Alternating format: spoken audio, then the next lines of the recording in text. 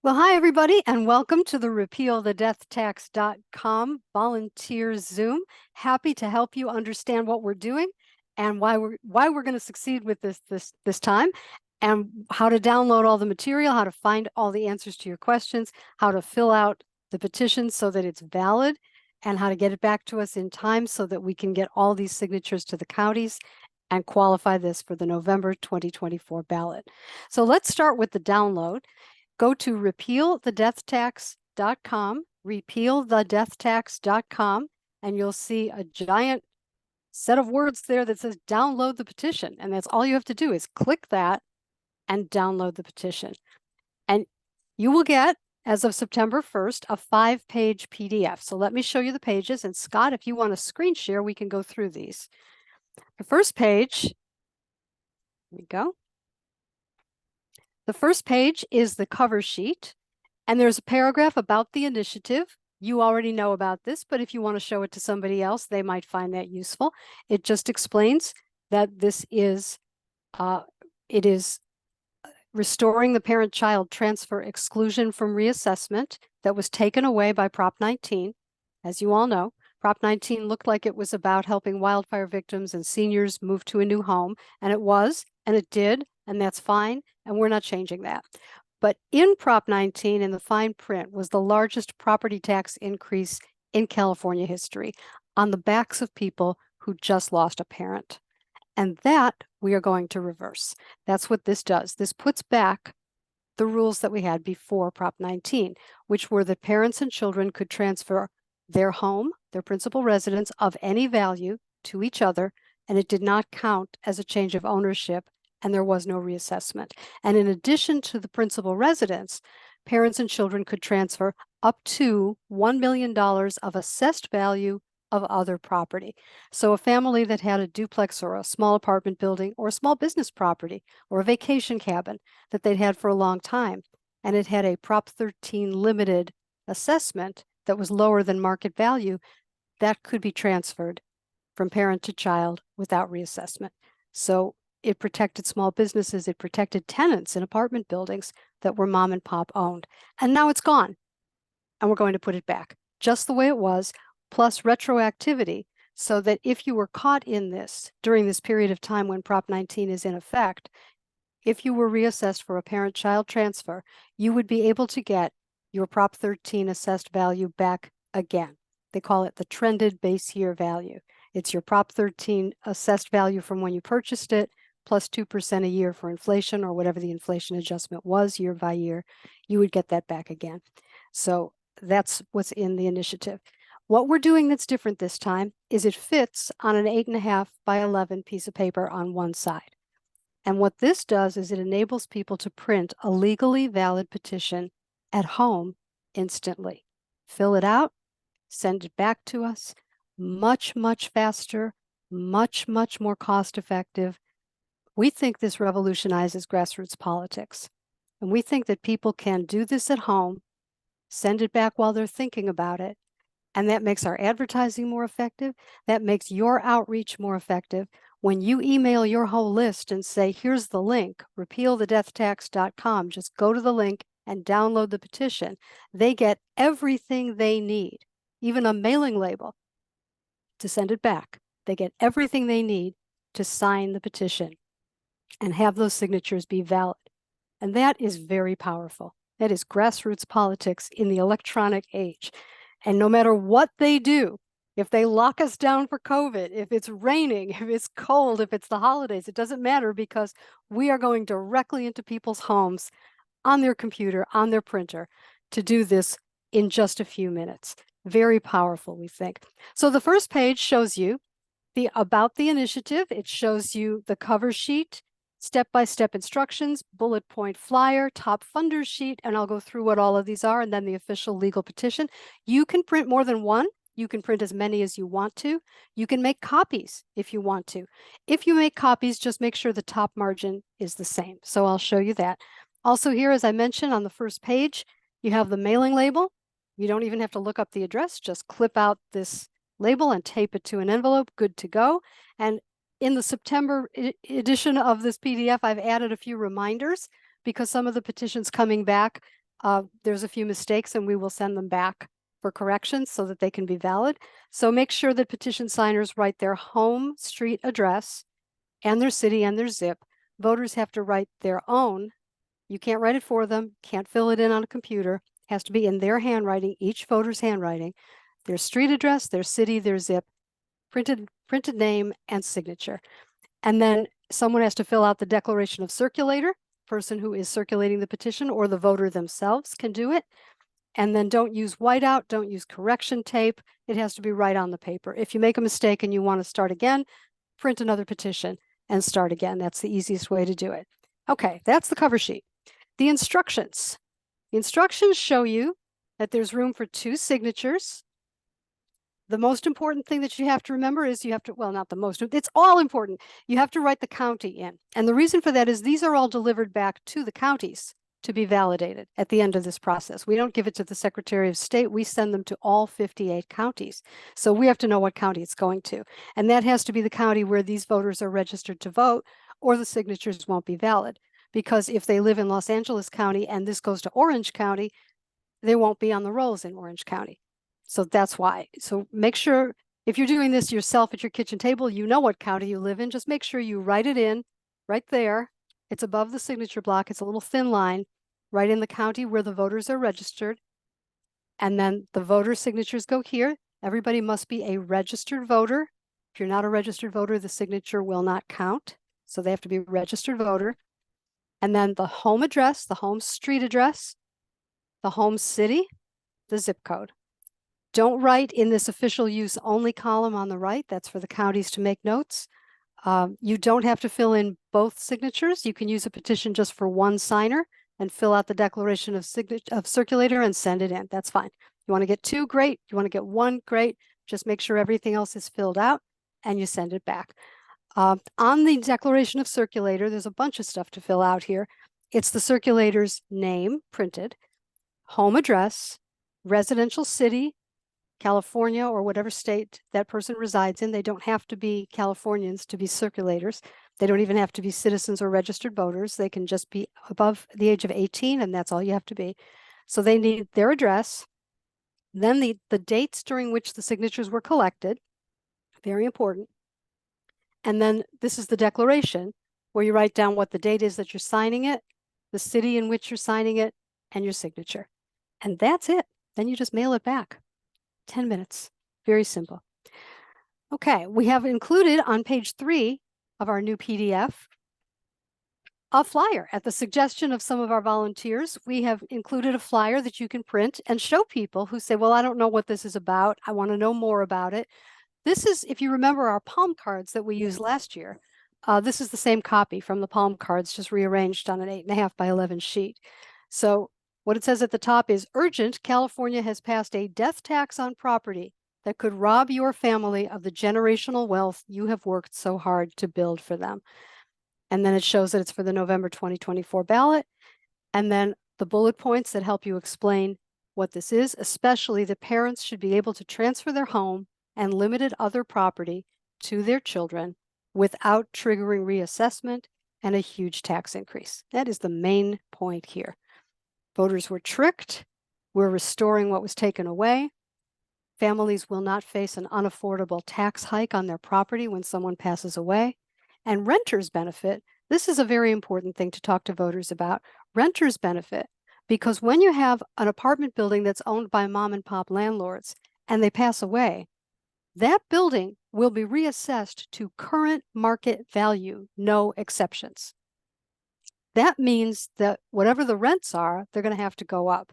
And if they can't go up because it's under rent control, then very likely that building will be sold and everybody will be evicted. So this is a big deal for people who live in small apartment buildings. And that's a lot of people and a lot of families that would be out in the street because a building is going to be sold, knocked down, and it's going to be something else.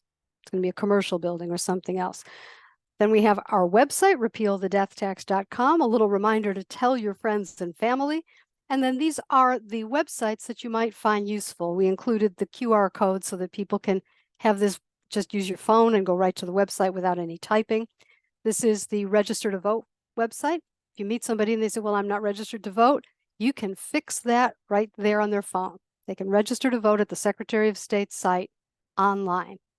If someone doesn't know how they're registered, they don't remember what address they're registered at or what name they used, or if they had a middle initial, you can check the voter status right here, voterstatus.sos.ca.gov. They can look it up themselves, or you can look it up for them. This is the website for Repeal the Death Tax. If someone wants to go to it, there's a QR code, takes them right there. And this is the support the campaign. If someone wants to make a donation and help us buy more advertising, this is the donation link right there.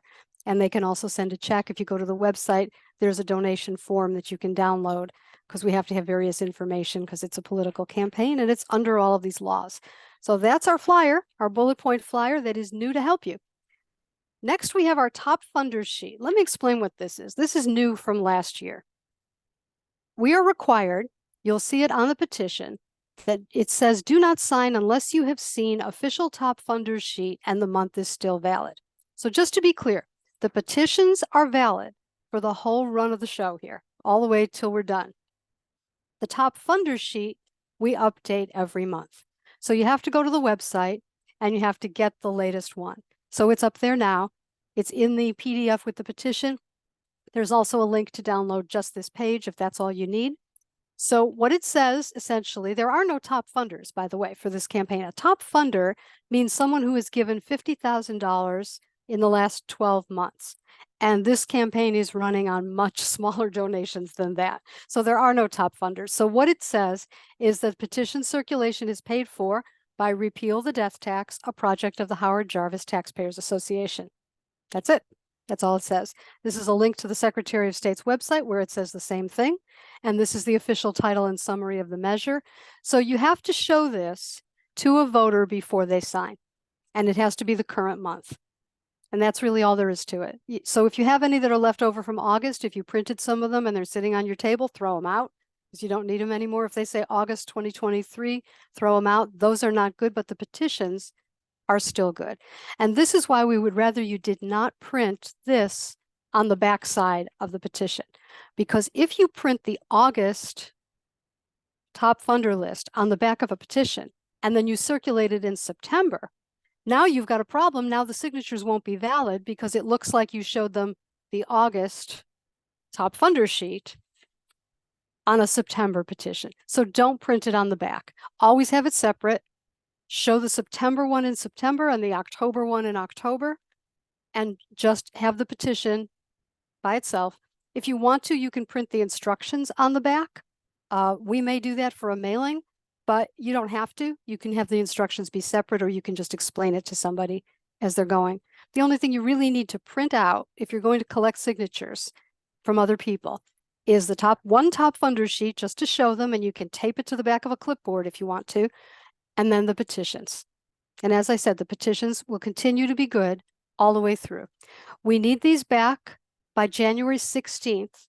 Our actual date to turn them into the counties is in February, but we want to have some time to make sure we have enough, and we can respond if we don't with something big. We can do something else, but also we need a certain amount of time just to sort them, 58 counties, plan out how we're going to get everything logistically where it's got to go by the February date. So January 16th, if you get all the petitions back to us by that date at the latest, that would really be helpful. But of course, don't wait. Keep sending them. As soon as you get signatures, you have a couple of them, put them in an envelope, send them to us. It's very helpful. We are getting signatures on petitions back already.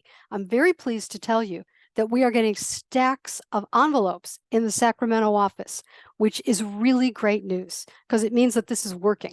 And if we do enough advertising, if we do enough word of mouth, if you go and find people who are members of organizations and you say, would you please send this out to your whole membership, put it on Nextdoor, put it on Facebook, put it on Twitter, put it on Instagram, put it wherever people will see it, and say, protect your family, protect what you've built to hand down to your kids, repealthedeathtax.com. And the rest of it is self-explanatory.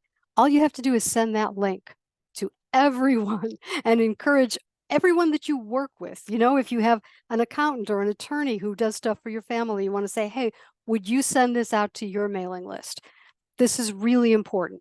This is going to protect families from having unaffordable tax increases that force the sale of family property, and maybe even force people to move out of California when they don't want to, because they can't keep that business, or they can't keep that apartment building, or they can't keep that home.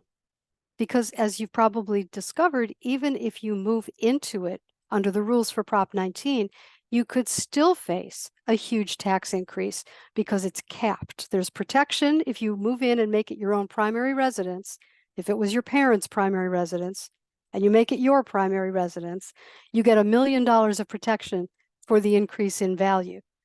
But in many areas where these homes have been owned for a long time, $1 million doesn't cover all the growth in the real estate value, and no one can control the value of real estate.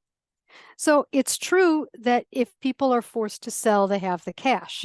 But here's the problem with that. Cash loses value to inflation, and the asset appreciates, and somebody else owns it.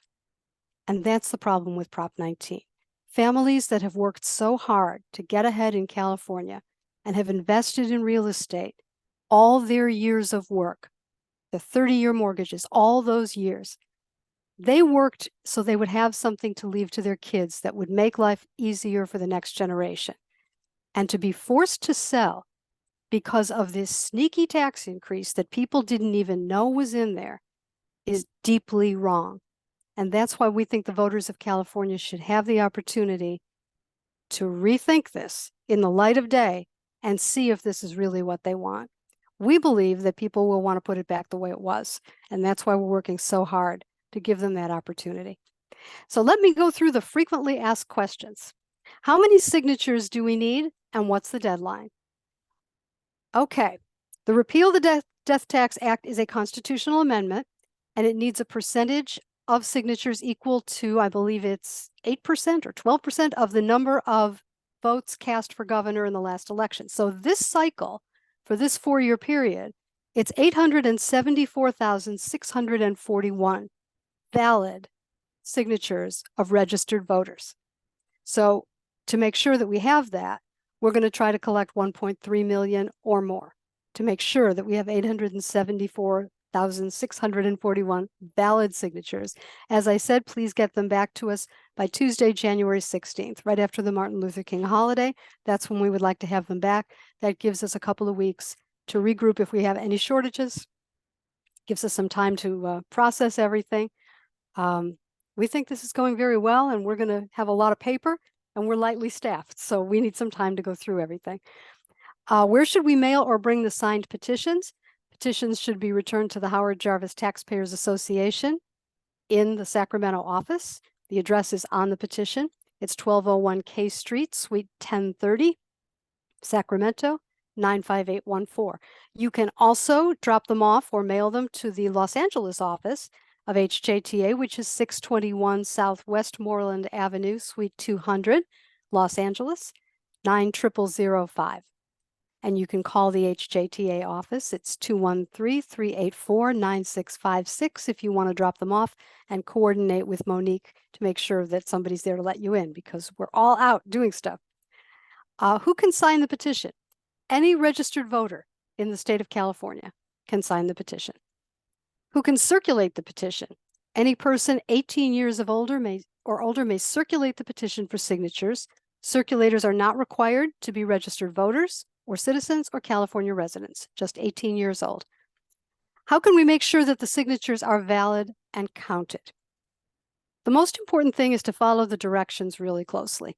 I don't think that the county workers are trying to disqualify signatures on purpose, but sometimes they're not legible, or sometimes they're in the wrong county, or sometimes there's another problem where it wasn't filled out completely, or the declaration of circulator wasn't filled out completely, and then the signatures are not valid because of those things. So what you want to do is make sure you write in the county where both of the signers are registered to vote. And the petition signers themselves have to fill out their home address in their own handwriting with a pen, not a computer, the home address where they are registered to vote. Each voter has to write it themselves. The circulator has to complete in their own handwriting and sign the declaration of circulator. And as I showed you, it's got the dates, it's got the little What city are you in when you sign it? What's your home address? You have to fill out all the little details there. And the instructions show you with red arrows where everything is that you have to fill out as a circulator. And the fourth thing that's important is you have to make sure the petitions are returned to us in time, because if they come to us too late, then those signatures won't count. So get them to us by January 16th. Mark your calendar. Does everything have to be handwritten, or can we use a computer to pre-fill the information? Well, as I said, everything has to be handwritten. If you use a computer or you handwrite it once and then make copies with your handwriting on it, that will not be valid. Those will be thrown out. That will not be valid. I know it's a pain because there's only two signature blocks on each petition, but each one, you have to fill out the declaration of circulator by hand. We're not doing 14-inch petitions with more signatures because we are encouraging people to make copies. If you make a copy of a 14-inch petition and it shrinks to 8.5 by 11 because that's how your printer is set, those will not be valid. So to avoid any confusion, we are only circulating the 8.5 by 11 petition with 2 signature blocks. So that's why we're not really encouraging tabling or clipboards in front of supermarkets. We're really encouraging everyone to email the link to everybody and post it on social media, and then follow up with people and say, did you get it? Did you sign it? Do you have any questions? Make sure that they get the link, and then they fill out the declaration of circulator themselves because they are circulating their own petition. So that's how we're doing it this time. It's different than last time. We think it's faster and more efficient. It's different, I know, but we think it's going to work. We were very short of signatures the last time, and we don't want that to happen again. So we are thinking out of the box on how we can overcome all the obstacles to qualifying something for the ballot. Okay. If a voter writes their street address in the bottom box and their city in the top box, which is reversed from what it says, does that make the signatures invalid? According to our lawyer, it should not. It should not make the signatures invalid. It should still be valid. If you ever have a question as you're filling something out and you say, I don't know if this is right, or this isn't readable, maybe this isn't legible, or it's too messy, just start with a new petition. Just tell them to sign again on a new petition if you have any questions. But just if you find that you have something where people flipped where they write their address and where they write their city, that should be okay. Can I use an abbreviation for city when writing an address? It is best to write the full name of the city, unless it's a very famous, well-known abbreviation, like SF for San Francisco is fine, LA for Los Angeles is fine. But if you were to write, let's say WH for West Hills, which is in the San Fernando Valley, someone in Norwalk at the county seat might not recognize WH, or they might think it's Woodland Hills, not West Hills, and it might slow them down, and they might say this address isn't valid. So it's better to write the full name of the city unless it's really a well-known abbreviation, just because the object here is to make sure that these county workers who are going very fast can verify that the signatures on the petition belong to registered voters in that county. And anything that makes it more difficult to figure out, slows them down, works against us. So please encourage people to write the full city name. Please explain a little more about the official top funders sheet. So state law, this is new, requires us to show the official top funders sheet to every petition signer before they sign, and it has to be the current month. And also, if we get a top funder at some point, we would update it in the middle of the month, and we would email you and let you know about that. But you must show them the official top funder sheet. You don't have to give it to them. You don't need a copy of it to give to every voter. Just show it to them. It can be on the back of a clipboard or a file folder, or you can just have one in your hand. This is the top funder sheet. If you have any questions, just, let me know, and here's the petition. That's how you can do that. It's not something you have to send back to us. I should have mentioned that. You just have to show it to the voters and then put it aside again. We don't need it back. We only need the petitions back. That's the only thing we need. Can we add an extra page for more signatures? No, that will not be valid. The only signatures that will be valid are the ones that are on the petition with all that language, all that boilerplate language has to be exactly the way it is, and it has to be there on the page with the signatures. So if you were to add extra signature blocks on extra pages, don't do that because that will not be valid. Print more petitions. And as I said, send the link out to people rather than try to collect signatures on clipboard so much. If someone signed the petition last year, should they sign again? Yes, sign again. Last year was a different initiative, a different number, a different election. That's over. This is a brand new situation. So everybody who signed before should sign this one in order for it to be valid. If someone can't write their own signature, can they sign with an X? Yes, they can. It is legal to help someone. Normally you can't write in the address for the voter, but if someone is not able to write and they just make a mark of an X to show that they approved it, you can help them by writing in their name and address, but it won't count unless in their voter registration an X is shown as that mark for that voter. So if they're registered from years ago with their signature and something happened and now they're making an X, they have to change their voter registration in order for it to be valid. So you can help them with that by going to registertovote.ca.gov, and you can assist them with changing their voter registration if you run into someone in that situation. How often should we send in the signed petitions we've collected? As soon as reasonably possible, as often as you can. When we get to 25%, we are required 25% of what we're trying to get. We have to inform the Secretary of State that we've reached that threshold. That's a significant milestone, and we have to tell them. So the sooner you send them to us, the better it is. Where can I get more petitions? You can print as many as you would like, and you can make copies. And let me show you something important about making copies. The margin is 1 inch at the top, just slightly more than 1 inch. That is mission critical.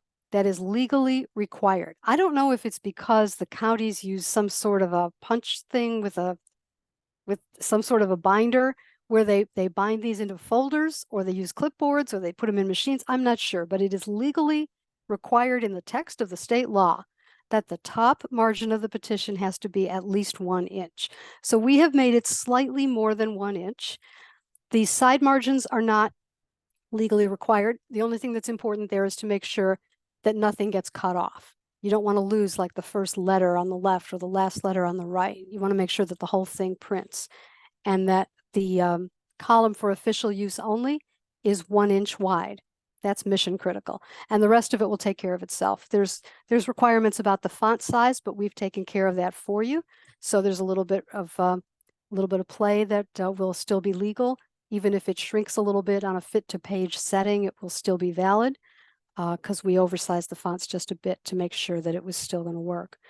So just as long as the top margin is the same, everything is good. And just match it. If you go to a place like Staples and they say, oh, I'm going to do them a favor, I'm going to center it so it looks pretty, don't let them do it. Same top margin. Otherwise, it will not be valid. And we don't want that to happen. And last question, how much advertising are you going to do to get the word out? Well, we're going to start a radio campaign in a couple of weeks.